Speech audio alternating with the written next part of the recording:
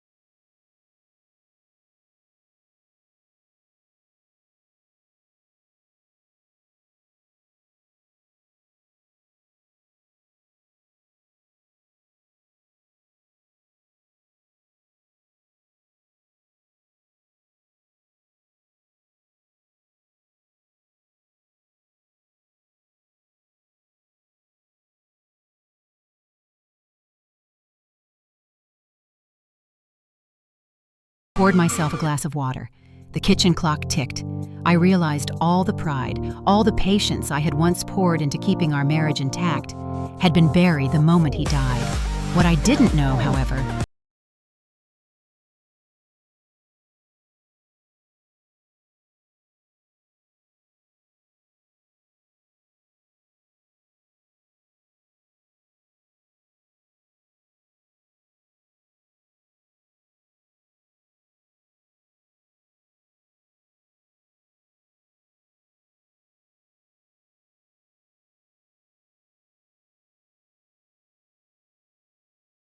every syllable was drawn out as if to underscore something unsaid.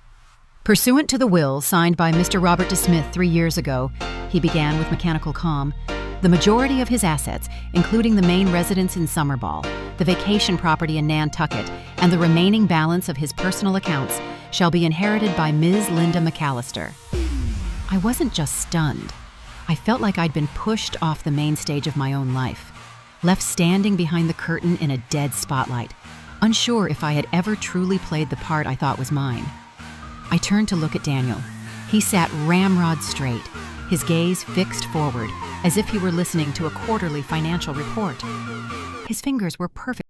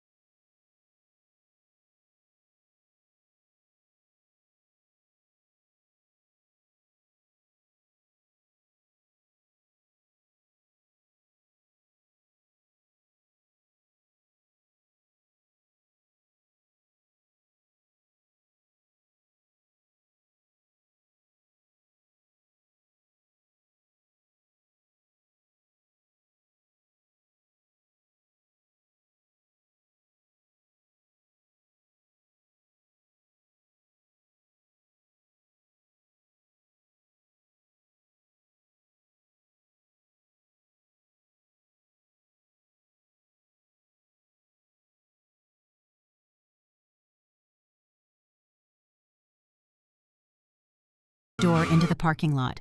It had started to rain. The drops hit the windshield with a slow, relentless rhythm, an orchestra made entirely of silence. I slid into the driver's seat and wrapped my hands around the steering wheel.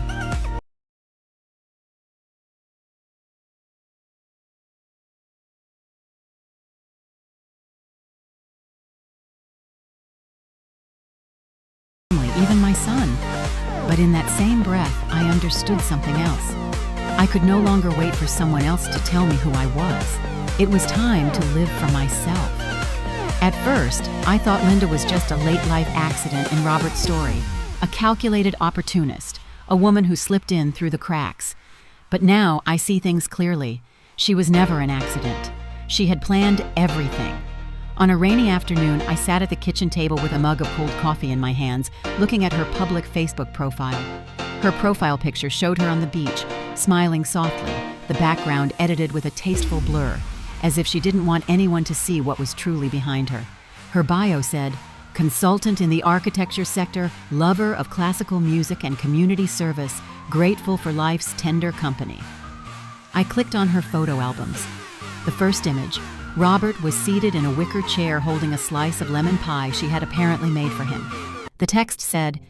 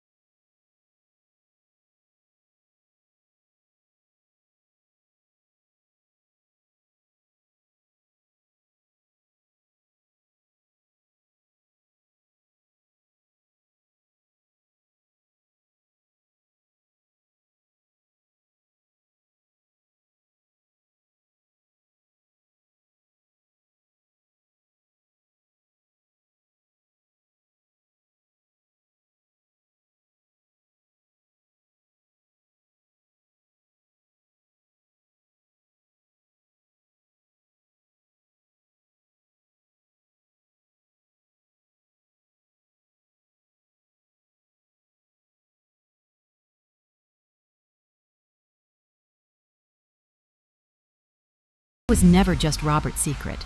She had been positioning herself for years as part of our family. And I was the woman she planned to displace. I called Ruth. Ruth Lanier had been a close colleague during my years at Robert's firm, one of the few women I had kept in touch with after I left the job. She was semi-retired now, helping her daughter raise a grandchild, and taking on the occasional freelance financial case. She answered on the second ring with the same energy she always had. "Maggie, my goodness, I heard about Robert. I've been meaning to call you." "Thank you," I said. I didn't stall. "Ruth, I need you to help me find something." She didn't hesitate. "Tell me what you suspect." I paused. My voice sounded calm, but it was firm. "I believe Robert used company funds, for at least the last decade, to buy properties for Linda, and there might be other unaccounted for transfers." Ruth went quiet. "You're not just fixing a marriage, Maggie. You're looking to expose fraud." "I want the truth," I said.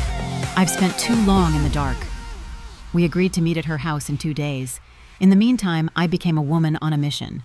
I went to the local library and looked up Linda's property records in Summerball. One house, a single-family villa under her name. Purchase date, 5 years ago. Right at the tail end of the company's employee housing benefits project, the same one Robert was overseeing. I had visited there during that project. I remember joking at the time, "On the next trip you take me too." He dodged the suggestion. "You wouldn't like it there." Now I knew. The room was not reserved for clients. It was for her. 2 days later, I drove to Ruth's house. Her home was in a quiet suburb, a pale gray bungalow with a row of withering chrysanthemums out front. She greeted me with a glass of lemon tea and opened her laptop. "I checked some archived payment records," she said, scrolling through 3 entries labeled "Outside Consulting Support." "But the beneficiary company is a shell. No physical office is listed." She zoomed in on one line. $50,000 paid the same month you were home recovering from surgery. My stomach twisted.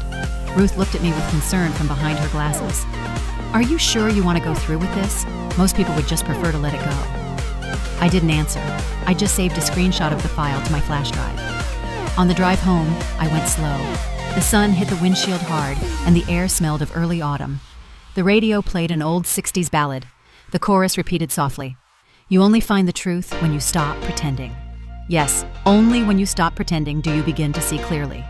Back at home, I sat in front of the computer and saved Linda's Facebook photos to a new folder. I named it Evidence. I was no longer the woman who buried her emotions behind a stove.